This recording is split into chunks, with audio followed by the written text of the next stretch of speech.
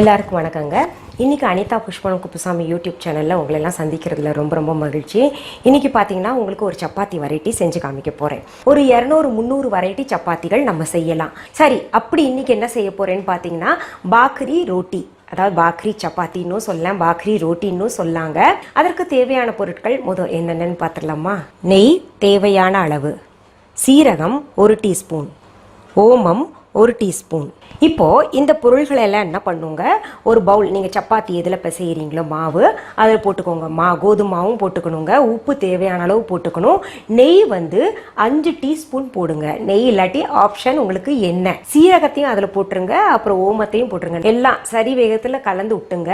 தேவையான அளவு தண்ணியை ஊற்றி நம்ம மாவு சப்பாத்தி மாவுக்கு எப்படி பிசைகிறோமோ அந்த மாதிரி பிசைஞ்சுக்கணும்.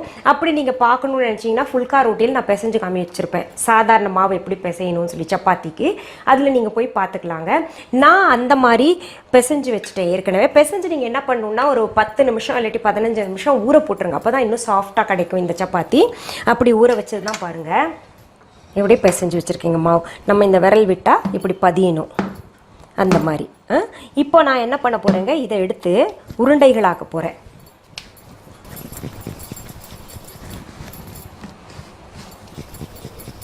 அந்த உருண்டை ஆக்கும் போதுங்க மேலே பாருங்கள் ரொம்ப பிளேனாக இருக்கணும். எங்கேயுமே அந்த விரிசலெல்லாம் இல்லாமல் அந்த விரிசலெல்லாம் கீழே கொண்டு போய் சேர்க்கணும். அதுதான் இதில் சப்பாத்தி உருண்டை பிடிக்கிறதுல ரொம்ப டெக்னிக்ஸ் எல்லாம் இருக்குங்க. அதனால தான் சப்பாத்தி பார்த்திங்கன்னா சாஃப்டாக வர்றது, அப்புறம் உடையாமல் வர்றது, விரிசல் இல்லாமல் ஸ்ப்ளிட்டன்ஸ் இல்லாமல் இருக்கிறதுக்கெல்லாம் அது சில சின்ன விஷயங்கள்லாம் காரணமாக இருக்குது. இப்போ இதை என்ன பண்ணுவோங்க, நம்ம உருட்டலாம். சப்பாத்தி எப்படி உருட்டுறோமோ அந்த மாதிரி உருட்டலாங்க. சப்பாத்தி உருட்டுறதுக்கு முன்னாடி நம்ம என்ன பண்ணலாங்க, சப்பாத்தி சுடுற தவாவை எடுத்து அடுப்பில் வச்சுக்கலாம். இந்த உருண்டைகளை பார்த்தீங்கன்னா நீங்கள் ஒன்றா கோதுமை மாவில் தொட்டு உருட்டலாம். அப்படி இல்லைன்னா பார்த்தீங்கன்னா இந்த நெய்யை தொட்டு இல்லை எண்ணெயை தொட்டு உருட்டிக்கலாங்க. நான் நெய்யை தொட்டு உருட்ட போகிறேன்.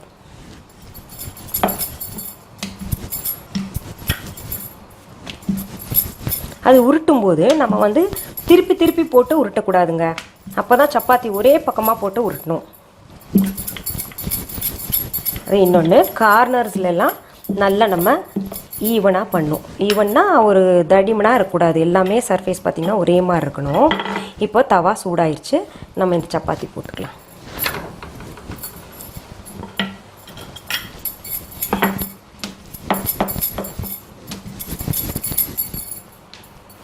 இப்போது நெய்யோ எண்ணெயோ தொட்டு உருட்ட வரலன்னா இது கோதுமை மாவை தொட்டு உருட்டிக்கோங்க. ஏன்னா இது கொஞ்சம் கஷ்டமாக தான் இருக்கும், ப்ராக்டிஸ் இருக்கணும் அதில். இன்னொன்று பல தடவை உங்களுக்கெல்லாம் சொல்லியிருக்கேங்க, சப்பாத்தி சுடும்போது மெல்லிதாக தீ வைக்காதீங்க. நல்லா கொஞ்சம் முடிஞ்ச அளவு நல்லா ஃப்ளேம் வச்சுக்கோங்க. இதில் ஆல்ரெடி உள்ள எண்ணெயோ நெய்யோ நீங்கள் போட்டிருப்பீங்க. இருந்தால் கூட என்ன தெரியுமா, கொஞ்சம் சாஸ்திரத்துக்காக போடணும்ல, அதனால் பாருங்கள் நான் கொஞ்சம் தடவுறேன். அது இல்லாமல் ரொட்டி மாதிரி சுட்டு கூட சாப்பிட்றலாங்க. அவ்வளோதான், ஆயிடுச்சு பாருங்கள்.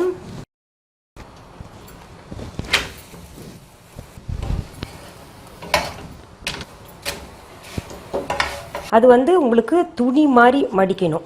இப்படி துணி மாதிரி எப்படி வேணால் செஞ்சால் மடிக்கணும்.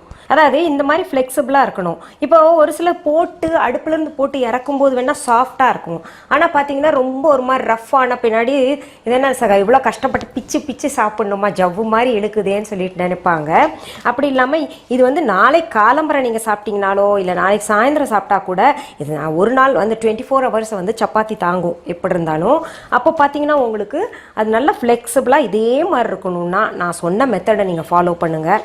பாருங்கள், இந்த மாதிரி ஃப்ளெக்சிபிளாக துணி மடிக்கிற மாதிரி இருக்கிறதுக்கு காரணம் என்னென்னா, நம்ம ஃப்ளேம் என்ன ஹை ஃப்ளேமில் வச்சு சுடுறோம்ல, அதுதான் காரணங்க.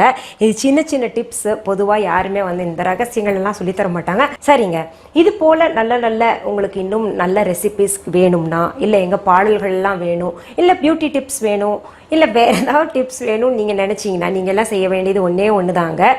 அனிதா புஷ்பம் குப்புசாமி யூடியூப் சேனலை சப்ஸ்கிரைப் பண்ணுங்க. மீண்டும் சந்திக்கலாமா?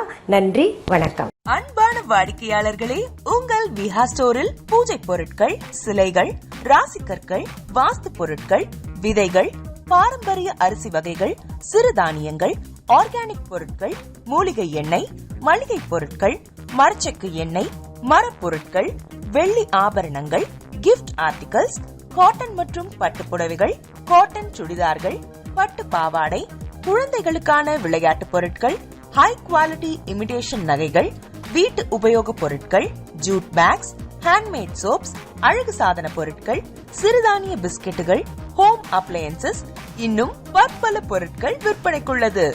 விஹா ப்ராடக்ட்களை நீங்கள் வாங்க விரும்பினால் அது எங்களுடைய viha.online வெப்சைட் மற்றும் சென்னை ராஜா அண்ணாமலைபுரத்தில் உள்ள எங்கள் விஹா ஸ்டோரில் மட்டுமே கிடைக்கும் என்பதை தெரிவித்துக் கொள்கிறோம். வேறு எந்த ஆன்லைன் வெப்சைட்களிலும் விஹா ப்ராடக்ட்கள் விற்பனைக்கு கிடையாது என்பதை நீங்கள் கவனத்தில் கொள்ள வேண்டும்.